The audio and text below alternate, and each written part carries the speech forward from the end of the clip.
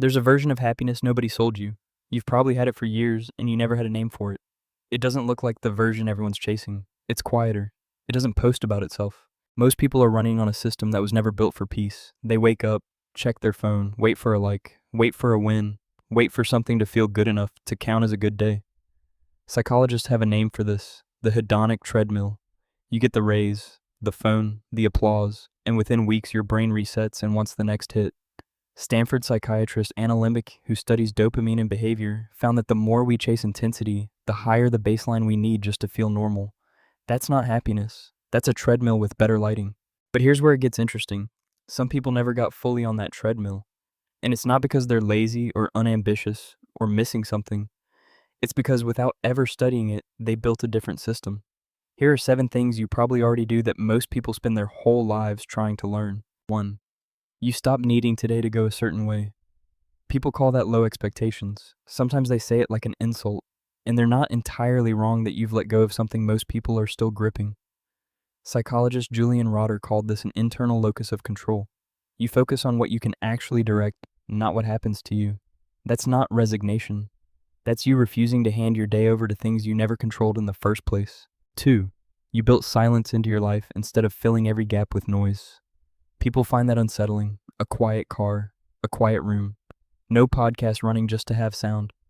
It reads as boring to them, maybe even a little sad. Except research on dopamine regulation shows the opposite. Constant stimulation raises your baseline until stillness feels like withdrawal. You never let that baseline creep that high. Your nervous system isn't understimulated. It's calibrated. 3. You don't run your choices past other people first. That gets called stubborn, sometimes arrogant. And there's truth buried in that reaction. You genuinely don't need the room's approval before you move. Dacey and Ryan's research on self-determination found that people whose motivation comes from inside, not from applause, report far higher long-term satisfaction. You weren't rejecting people. You were just never waiting on them. 4. You let boredom sit there instead of killing it instantly.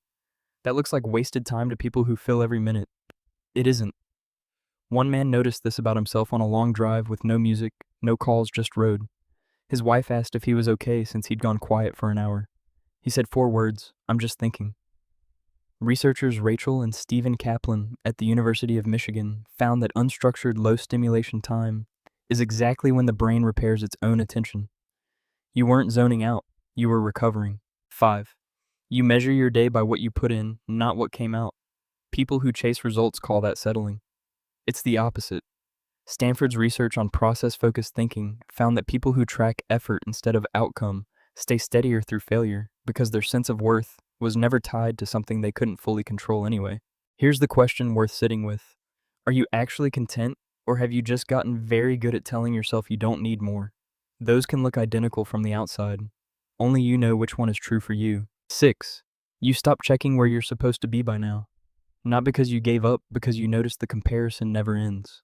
Leon Festinger's research on social comparison from the 1950s still holds the moment you match one person, your brain just finds someone new to measure against. You didn't quit the race. You saw that it doesn't have a finish line and stepped off. 7.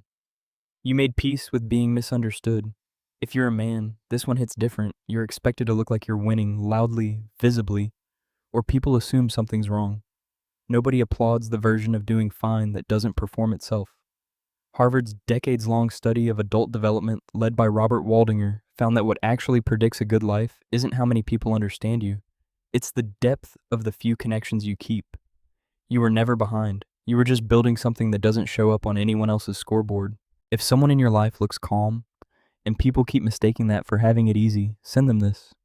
A tree doesn't stop growing because no one's watching. It just grows. Which one of these did you already have without ever knowing what to call it? Drop the number below.